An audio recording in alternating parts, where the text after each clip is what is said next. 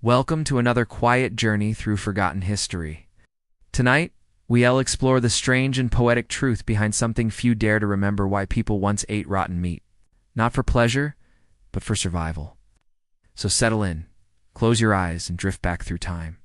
Let the past unfold slowly, gently, and may sleep find you along the way. It begins with a smell, not a sharp, aggressive stench, but something softer, thick, and low, and lingering, like old leaves moldering beneath a blanket of damp earth. You walk slowly through the market, careful where you place your feet. Flies buzz lazily in the heavy morning air, clustering on the strings of sausages and slabs of beef marbled with fat gone slightly gray. This is the thing itself: muscle and sinew and fat and gristle. And yes, it smells, not like fresh slaughter. It reminds you of the cellar dark, cool, filled with pickles and damp wood and the secret knowledge of fermentation. There is a story hidden in this meat, a memory, perhaps, of what it once was. A cow chewing quietly in the field. And for that, you feel strangely grateful, even though the thing you carry home in your basket has a smell that stays in your nostrils long after you've left the market behind. A pig drowsing in the sun. Or a sheep, shorn and gentle, standing among heather and wind. Past the tinsmith, hammering out the dents in a copper pan. The meat is tender, deeper than you expected. It's like something that has traveled far and learned things you never will. It is not fresh, no, but it is warm, and filling, and enough. You set the meat on the chopping board, its surface scored from years of use, the wood darkened by fat and time. You slice a little off the edge, and the inside is surprisingly pink. A different smell, and richer, more alive. You stew it with onions and garlic, the last of the wine, a sprig of thyme you forgot you had. You let it simmer all afternoon, stirring gently, coaxing flavor from decay. Past the boy chasing geese with a broken broom handle, and the old woman who always seems to be muttering to her onions. And still, that scent follows you. Not strong, but steady, like a quiet breath beside your ear, somewhere in a dream you will not remember.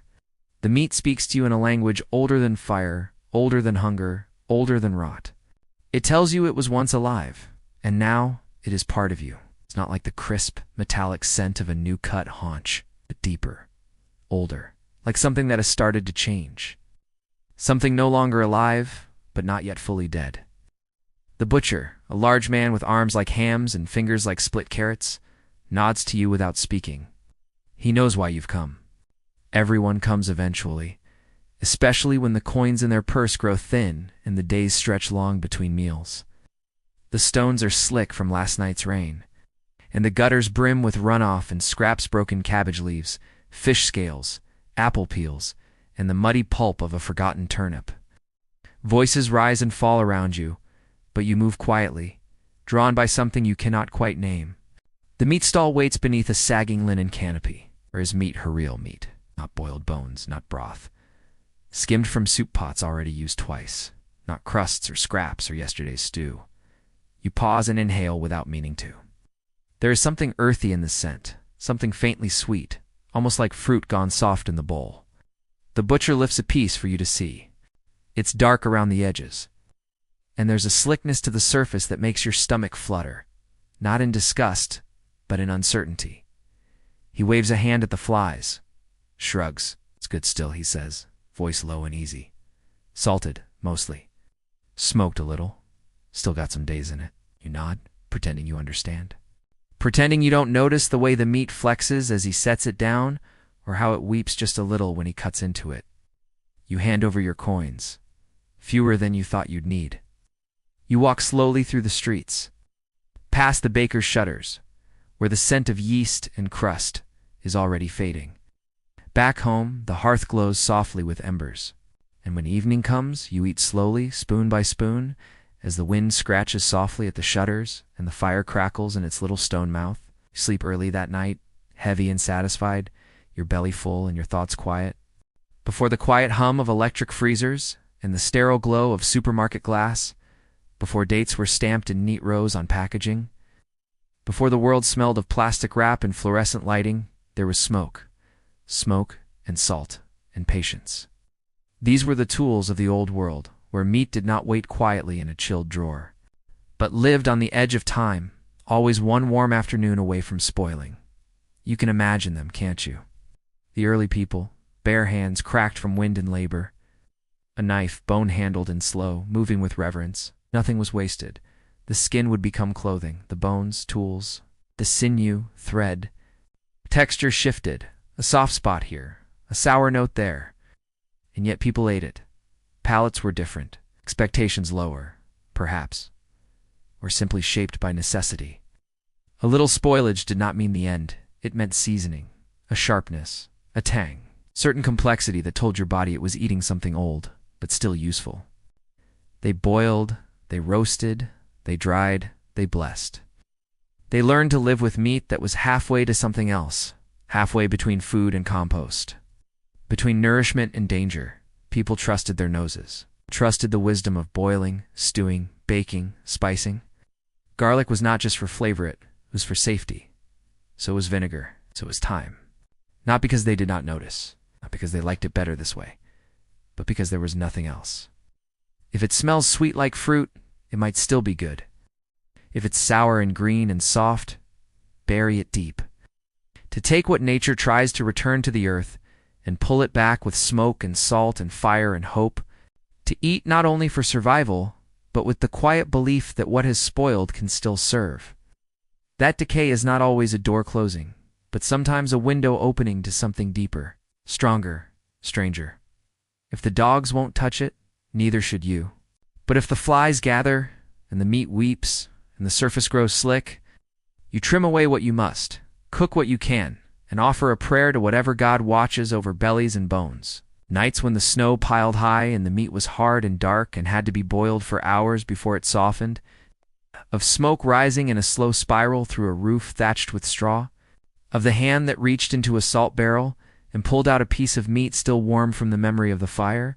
Our family might slaughter a pig in November and still be eating from it. Come April, a fisherman might dry his catch in the sun and tuck it into oil, hoping it would last till spring.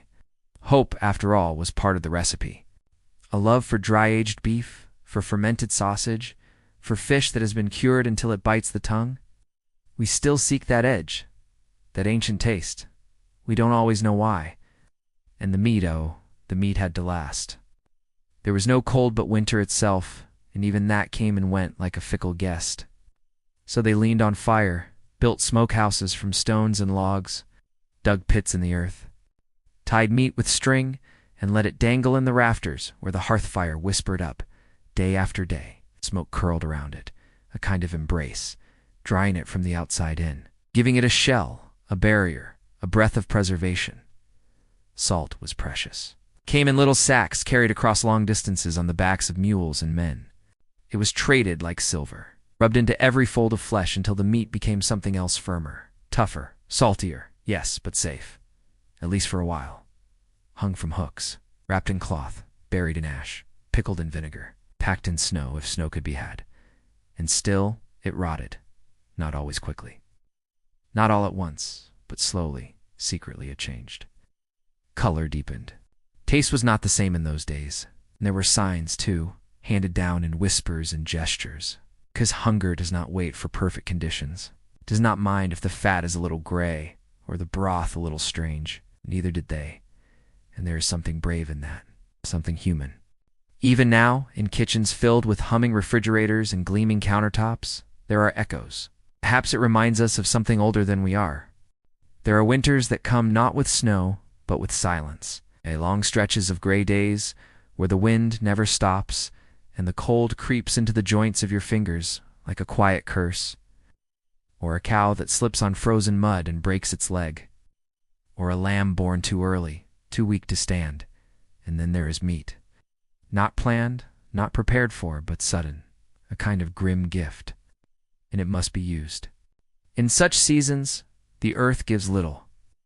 The soil is hard as iron, and the root cellars feel emptier with each passing week. The bread grows thin, the broth grows thin, so did the people. We are not made of porcelain. We are made of days like this. The fish hung in the sun until it becomes something new, the ham so long in the smokehouse that it darkens like bark, or the stew, thick and glistening, made from meat that was nearly forgotten at the back of the shelf, of meals that should not have worked but did, of smells that signaled danger and then, somehow, became dinner. But sometimes after such a season, there was a pig slaughtered. And even if it smells faintly of rot, it also smells of life returning. Outside, the frost clings to the corners of the window. Inside, your belly is full. And though the wind still howls and the snow still falls, something in you is steady again. The feast after the famine is not the same as a feast on a summer afternoon. They lived where spoilage began, where decay flirted with transformation, because there was no other choice. Taught to accept the rough, the strange, the not quite right. In the old days, this was not a theory, it was a fact. People built up tolerances, not just in their bodies, but in their culture, in their recipes, in their expectations. They did not throw away meat at the first sign of spoilage.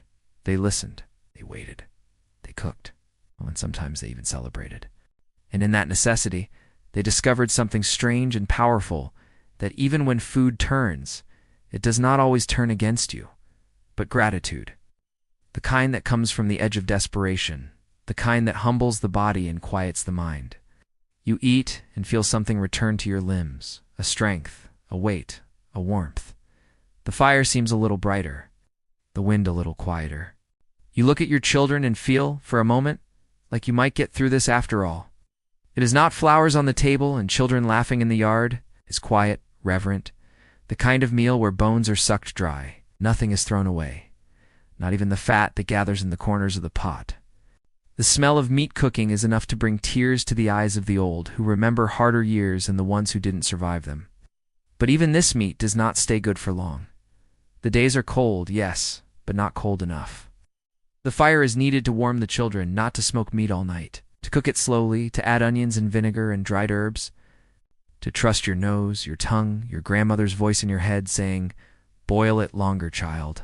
A good boil forgives much," and so you do. You could boil it for hours until it softens again, until the scent changes, becomes familiar, almost comforting. You taste it with caution, then hunger, then relief. There is no salt to spare, and so the leftovers must be stretched day by day. A stew on the first night, then a hash, then a broth. And then something stranger, peace turned gray at the edge. It scent a little sharp. But still, it is boiled. Still it is eaten. You learn to be gentle with it. And in that bowl of slightly off stew, there is a strange kind of blessing. Not pleasure exactly, not joy. Because the truth is this: the human body is resilient, is learned to tolerate the inexact, the imperfect, the almost strong. Rotten is a strong word after all. It suggests something past saving, past using. But what is truly rotten? The rind of cheese gone soft and blue? People learn to live not at the center of freshness, but at the edge. There are those who say the stomach can be trained like a dog, because after famine, meat is more than meat. It is a promise, a memory of better days, a whisper of the spring to come. You eat slowly, scraping the last bits from the bowl, licking your spoon as the fire flickers low. Not all rot was the same, and not all bellies bore it equally. In the great halls of the wealthy, where silver plates gleamed and goblets caught the candlelight like pools of gold, even decay had its place, dressed in spices, cloaked in ceremony, hidden beneath the illusion of luxury. While in the huts of the poor, where smoke clung to the rafters and the cold lived in the gaps between the boards, rot was not hidden. Meat still spoiled it, always did, but the danger was perfumed with clove and nutmeg, masked with vinegar, transformed into delicacy through ceremony. There were dishes that relied on age, that embraced it. Game birds hung high from hooks, left to soften until their bones came loose with the touch of a fork.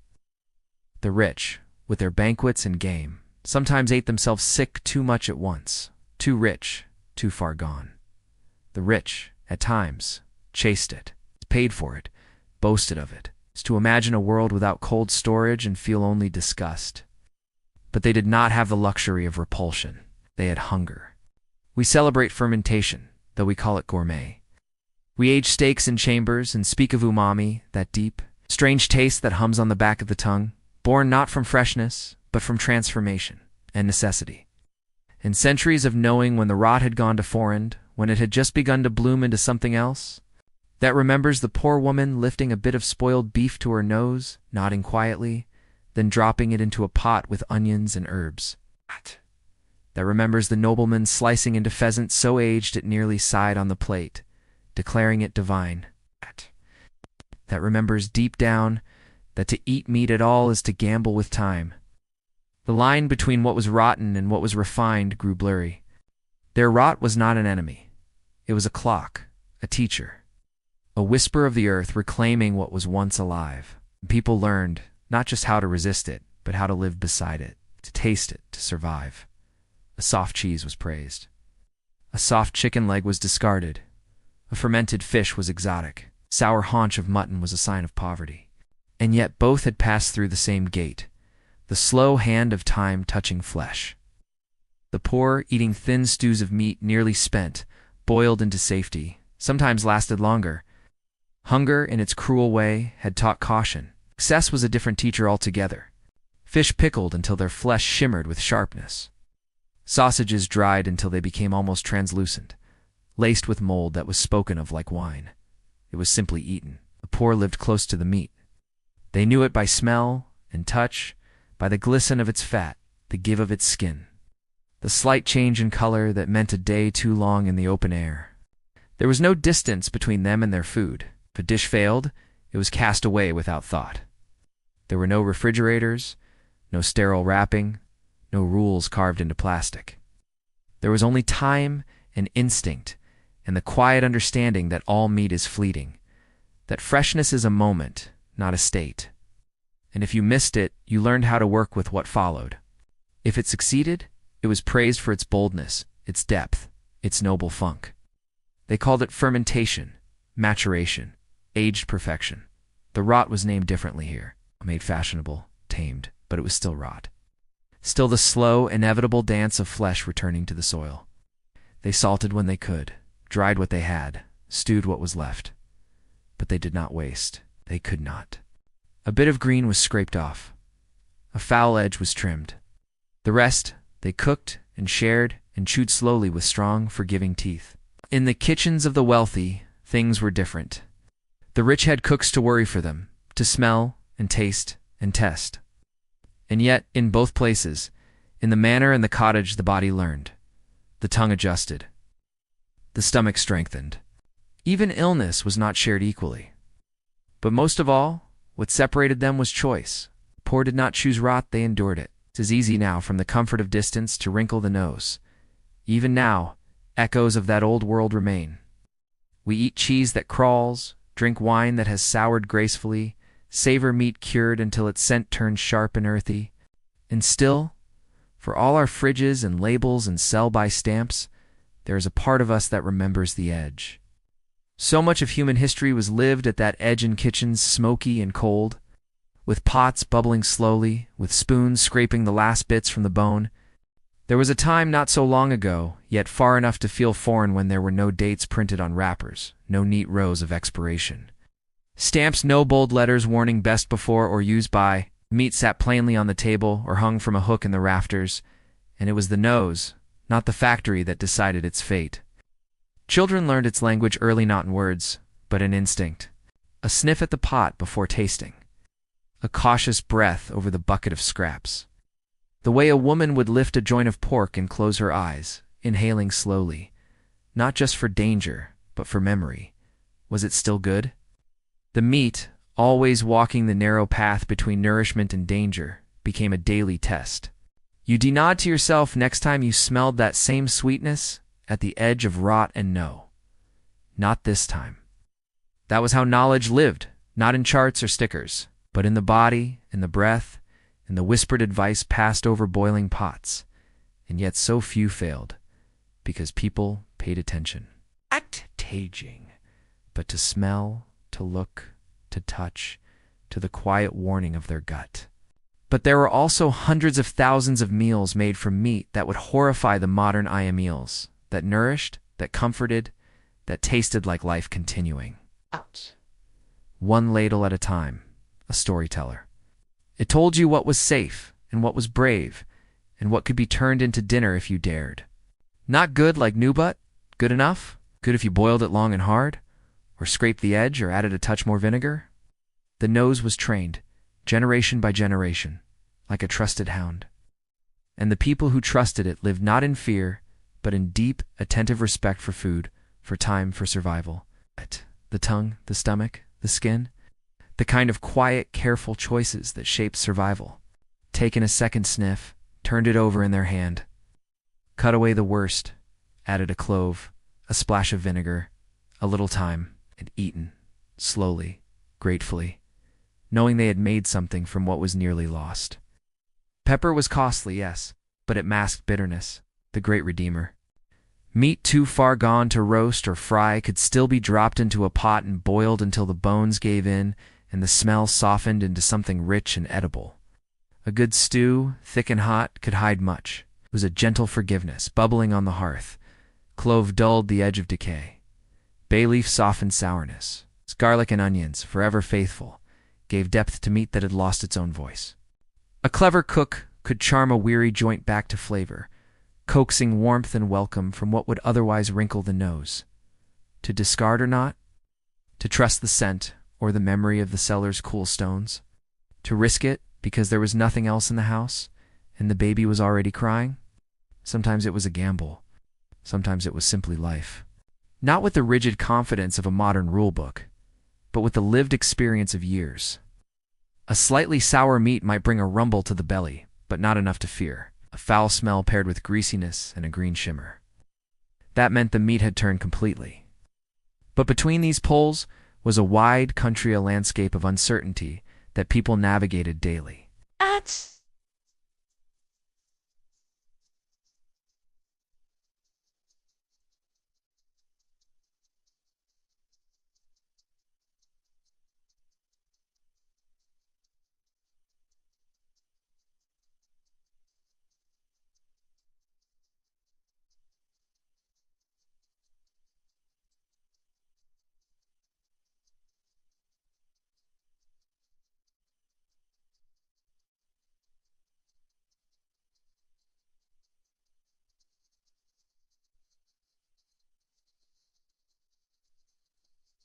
And so the kitchen became a place not just of cooking, but of decisions. In those moments, spices were not for flair but for function. Boiling was the great equalizer. And so the home, especially the poorer ones, became laboratories of preservation, of adaptation, of sensory skill. Even illness, when it came, was part of the memory. A night of sour stomach, fever that passed by morning. And yes, sometimes people got it wrong. There were funerals. There were nights of writhing on straw mattresses. And somewhere in that stew of experience, the nose became holy. It's not just a sense, but a compass, a guardian. Today we barely use it. A hint of sourness and we toss it. A gray edge and we recoil. But the old people would have paused, because the nose, once, was wiser than any label. There was a time when meat held a kind of mystery. It was not just food, not only flesh and fat and bone, but something deeper, something that whispered of strength and danger in equal measure. A warm broth of marrow and herbs for the sick. A slow boil, a careful hand, a prayer under the breath.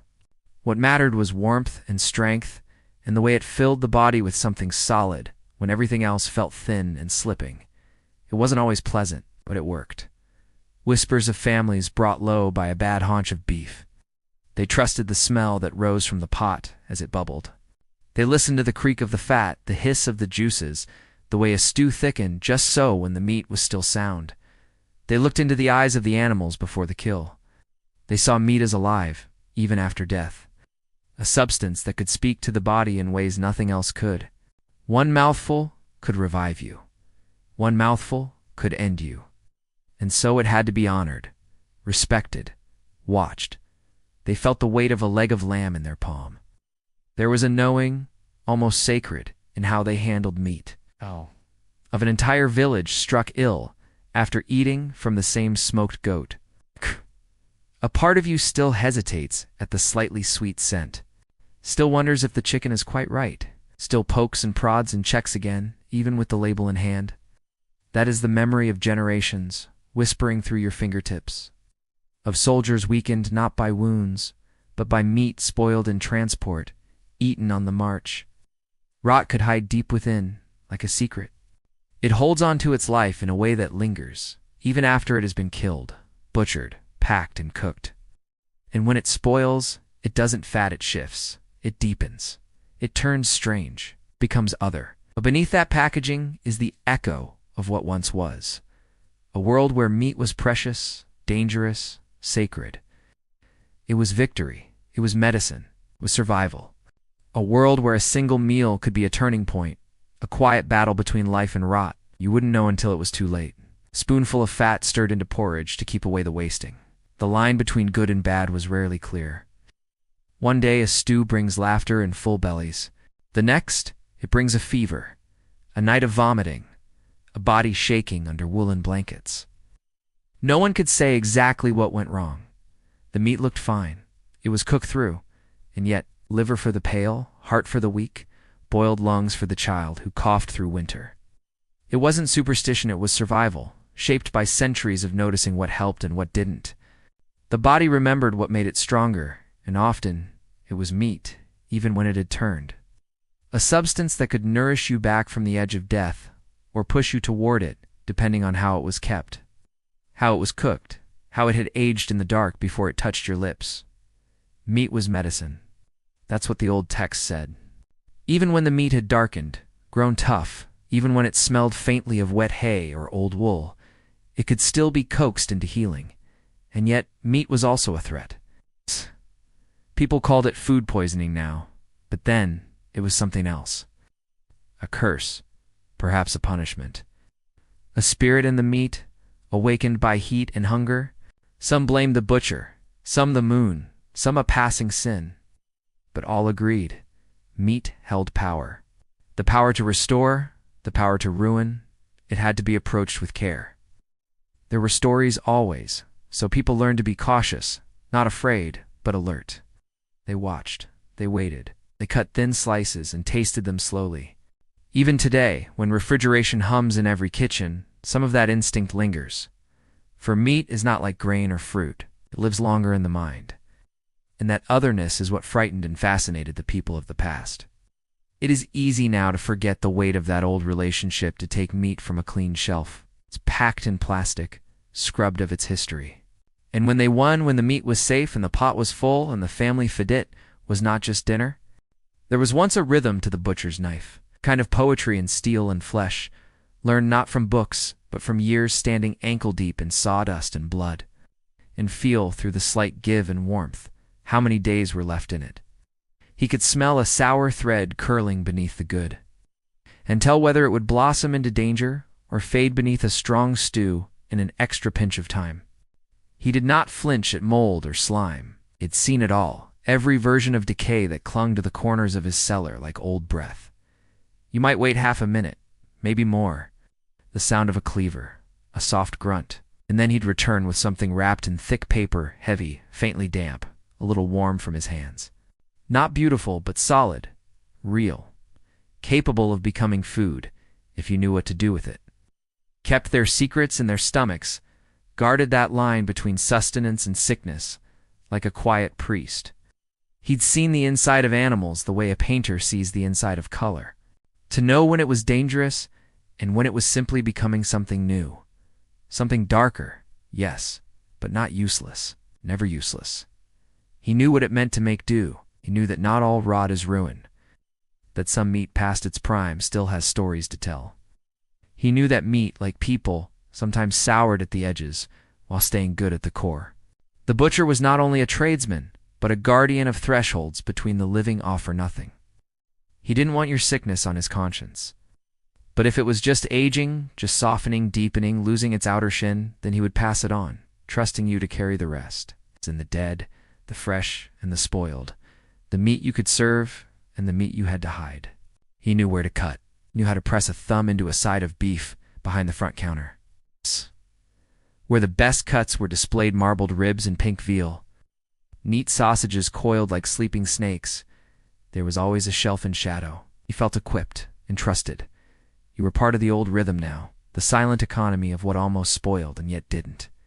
What hovered at the edge of ruin and still, somehow fed your family. A hook at the back, a pan of trimmings tucked away, a tray not quite good enough for show. You didn't shout. You waited until the others had gone, until the bustle had softened, until the butcher's hands were at rest. And then you would ask, quietly, politely, if he had anything older. Not rotten, not spoiled, just older, just a little tired, just enough to carry you through another day. This was not a secret. It was simply known. It was from that shelf that many families were fed. You could ask for it if you knew how. He'd nod, perhaps, without a word, and disappear into the cool dark behind the curtain. Sniff first, always, then trim gently, respectfully. A touch of green, cut it clean, a layer of slime, wash it well. You learned where the danger lived and where flavor did. And often, the best meals came not from the freshest cuts, but from the ones that needed a little help, a little patience, a longer boil, deeper spice, a slower chew. And you did. You always did. At home, you'd unwrap it on the old wooden board. Butcher knew this. He fed half the village this way. And he was honest, when he could be. If something had turned, truly turned, he would tell you. Shake his head. Because the butcher's job was not only to sell meat, it was to understand it, to witness its life after death. And in that way, the butcher stood at the quiet crossroads of hunger and hope. So when you walked home with your parcel heavy, fragrant, imperfect to you, didn't feel ashamed, it started before dawn, before the light crept in under the shutters, before the rooster's call cracked the frost, before the baby stirred beneath the covers. The pot was placed on the hearth with a kind of reverence, like lighting a candle or opening a book. Cold black iron at first. Fresh meat was rare and eaten fast. This was what was left. You stirred it with the long wooden spoon, the one with the split at the tip, the one your mother used. Steam rose into the beams, curling around the hanging herbs. Smells good, they said, not asking what was in it. They didn't need to. The meat was tender now, soft and rich, no trace left of the sharp scent it had carried in the morning. You'd boiled it down to something safe, something nourishing, and more than that, something real. It was memory. It was time, softened and spiced. It tasted of fire and salt and survival. They knew it was whatever you had, whatever could be saved, whatever had not yet slipped too far into rot. The strings of garlic, the dried apples that swung gently whenever the door opened. The scent changed as the hours passed from sharp to deep, from sour to savory. The meat gave itself up slowly. The broth had darkened. Not beautiful, not fresh, but whole. Enough. And when you sat to eat, with your back sore and your hands cold, the first spoonful felt like forgiveness. It clung to the spoon. You fished them out and dropped in another piece, smaller, from the basket by the door. It smelled faintly sweet, like apples gone too long in the cellar, but you knew it would settle, given time. You trusted the pot. The long boil would take care of it, as it always did, melting into the broth until it was no longer a thing apart, but part of the whole. What hung on the back hooked too long. What was found in the back corner of the cellar, wrapped in old cloth, sticky to the touch. And in the dark, the pot sat empty on the hearth, still warm, still fragrant. A quiet witness to the day's small alchemy. How rot became sustenance, how scraps became supper, how fear was boiled away one slow hour at a time. You'd trimmed it the night before, squinting by candlelight, your knife slow and careful. It smelled a little strange like wet bark, maybe, or sour milk left near the fire, but not enough to throw away, never enough to waste. Then glowing slowly as the fire woke beneath it, red and steady. You added water from the bucket, a fist of salt, a few shriveled onions, soft at the edges but still good inside, splash of vinegar, sharp and bright, then the meat. A bit of lard from the jar, tradition, a small offering to the transformation, not fresh of course. Children ran past the door with red faces and bare fingers. The wind rattled the latch. A dog barked, then went quiet. Inside, it was warm, dim but warm. The pot was the center of everything. It warmed the house. It gave it purpose. It held the day together. It went into the pot with a hiss, and the day began. The pot boiled all morning, soft bubbles rising like old thoughts. You added things as the day went on. A crust of bread crumbled in. A carrot gone soft at the tip. A pinch of thyme. Outside, The world was cold and gray. People came through the door.